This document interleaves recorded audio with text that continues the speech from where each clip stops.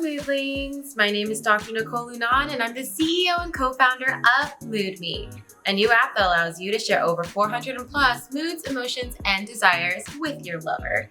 Thus making communication simple, fun, and super easy.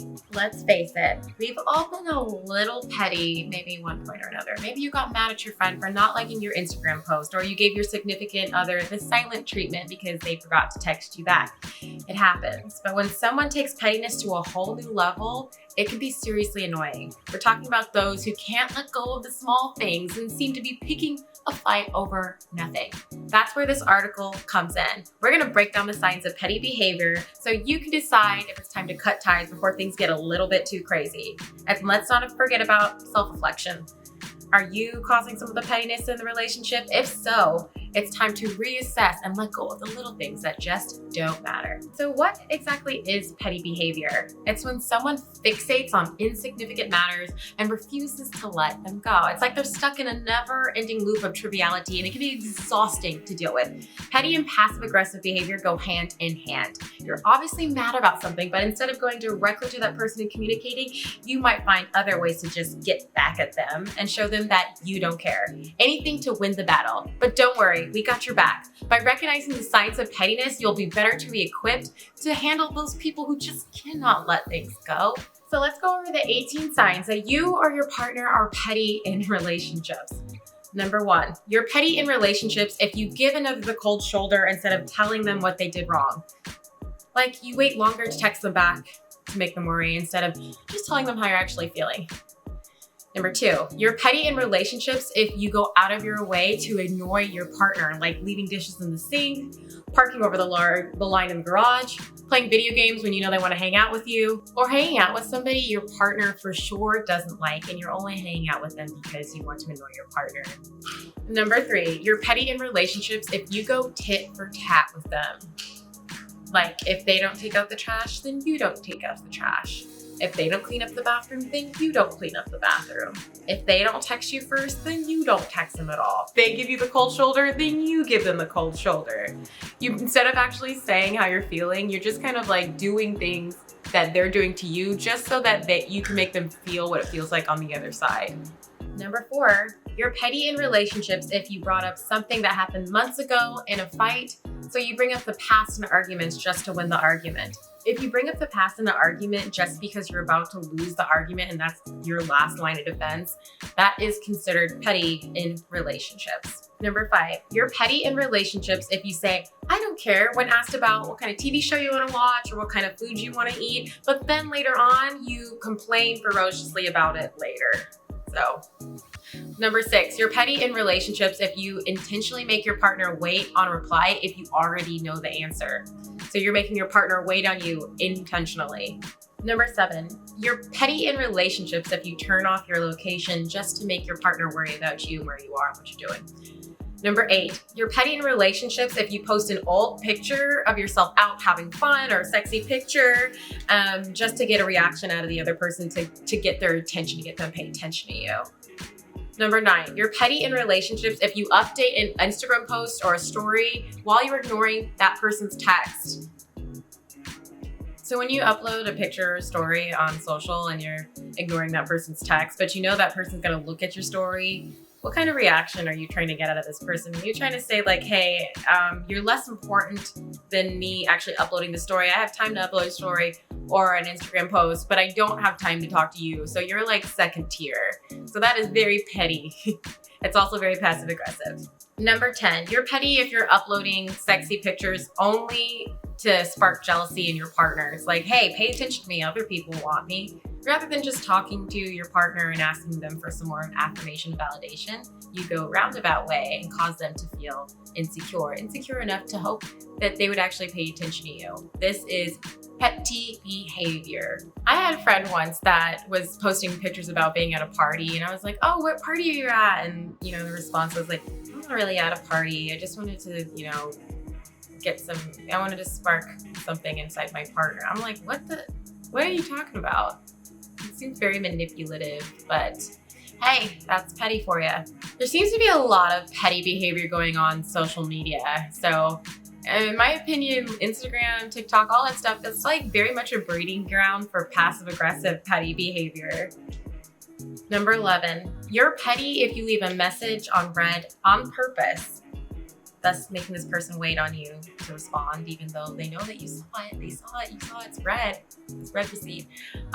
But instead of actually replying, you just leave it on read on purpose to make them wait for you and leave them in some type of curiosity or insecurity. Number 12, you're petty if you've gotten into an argument, realize you lost, and instead of saying you're sorry, you double down. Number 13, you're petty if when you're saying sorry, you say, I'm sorry, instead of actually apologizing and you really don't mean you're sorry. It's very sarcastic tone. We both know that you're absolutely not sorry. It's more like sorry, but not sorry. I'm definitely not sorry. I don't even know why I said I was sorry. That's petty behavior. Number 14, you're petty if you keep a folder of screenshots just in case you're losing an argument and you need to pull them up for evidence. Number 15, you're petty if you intentionally stay friends with your ex's friends, not because you like them, but you would like your ex to know, I'm still relevant.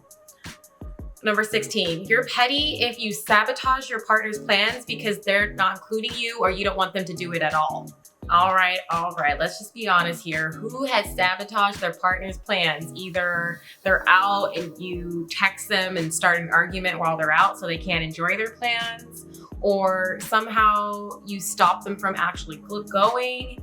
If you're sabotaging your partner's plans because it doesn't include you, that is petty behavior. Number 17, you're petty if you text goodnight to your partner, even though it's early, it's like 9 p.m. and you guys both know that you go to sleep at like 1 a.m. usually, but you're like, hey, I'm gonna go to sleep early, good night. But then both of you know that you actually aren't asleep and you're doing this to cause angst and worry in your partner. That is petty behavior. If you're texting your partner that you're gonna go to sleep and then they catch you on Instagram about 5 hours later and they're like, hey, what happened? And you have to lie about it. Oh, I couldn't sleep, I was up. You guys both know that you were not sleeping. You do not go to sleep at 9 p.m. when you usually go to sleep at 1 a.m. So you're like, hey, I'm gonna go to sleep early, good night. That's supposed to be code word to your partner that, hey, I'm actually really angry with you about something, but I'm too scared to actually tell you what it is, or I'm avoidant, I don't wanna say it. So I'm gonna just say, hey, I'm gonna go to bed soon now, bye. That's petty behavior. And lastly, number 18, you're petty if you ate your partner's leftovers specifically because they pissed you off. Let's say you got some leftover Chinese food. You know, Chinese food is really good leftover and you're excited and you wake up in the morning and you wake up and your partner has eaten your Chinese food. And you know it's because you guys got into an argument last night when you were drunk and they ate your Chinese food. That is considered very petty.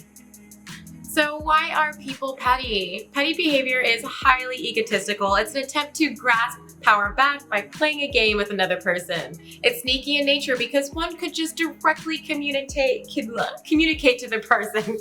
It's like a sneak attack. It's like the opposite of being mature. It's childish. It stirs the pot. It entices the other person to shoot fire right back at you.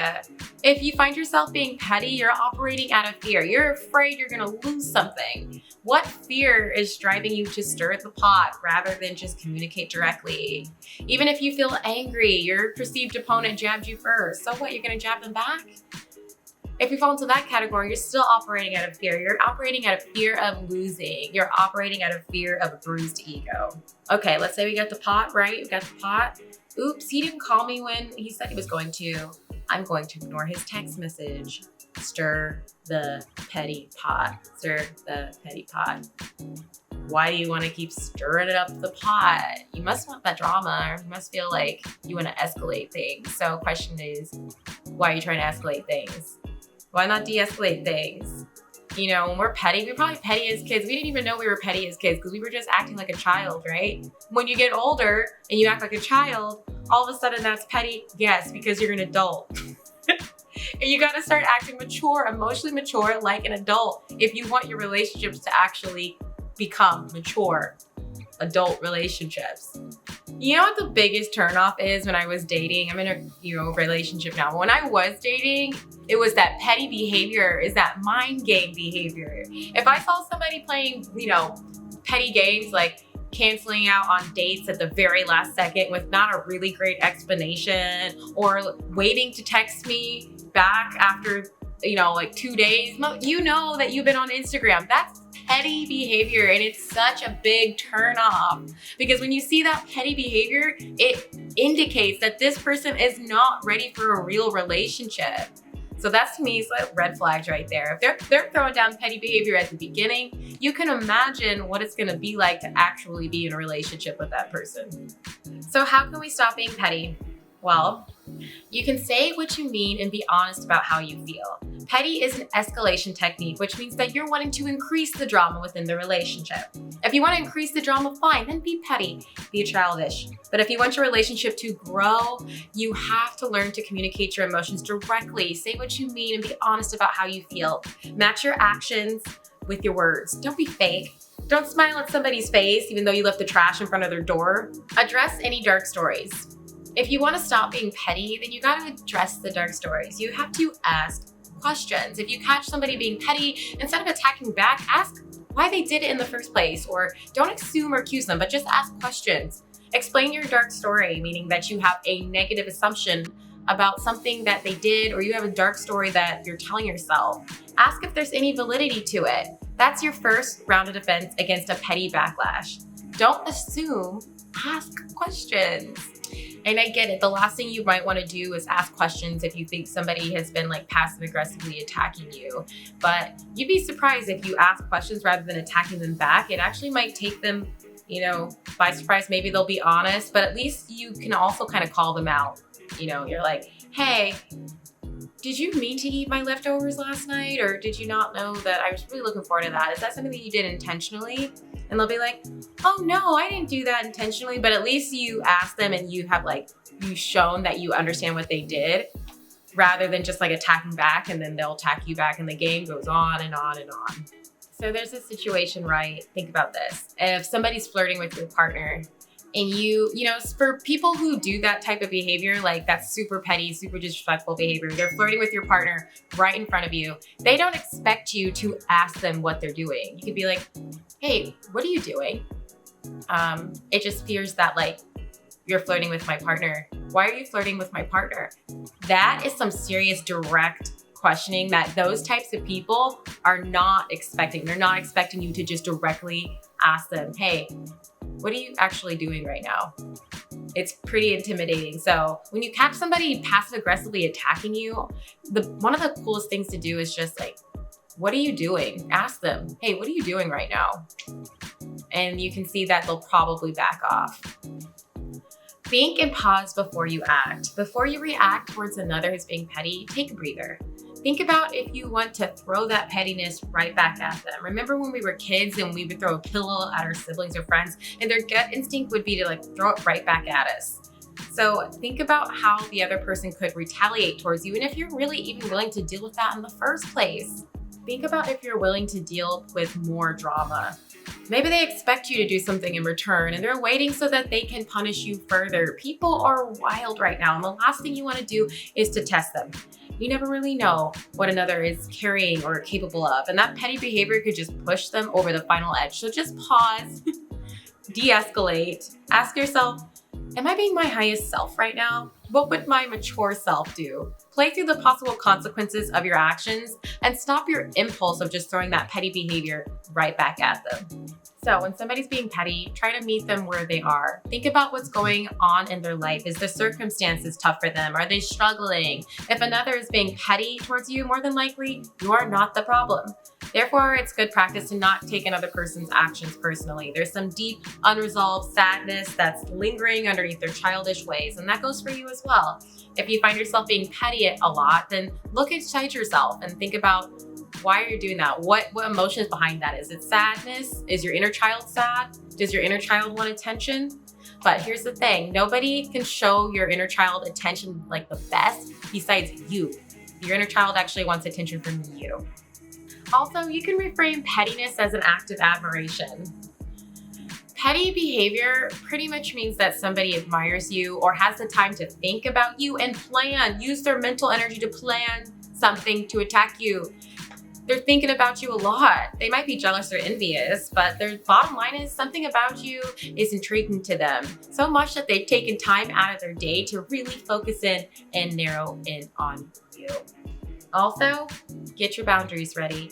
Remember, petty games take two, so stop playing. But if another continues to be petty against you and you ask them to stop and they don't want to stop, they keep poking you, then it might be time to set some hard boundaries and take some space. There's a big difference between petty behavior and constant bullying. Nobody likes walking around feeling like there's a constant target on your back.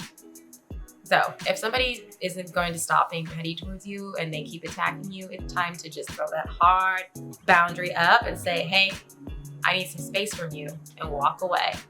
All right. I hope this video shed some light on petty behavior, either that you're doing or that somebody else is doing to you.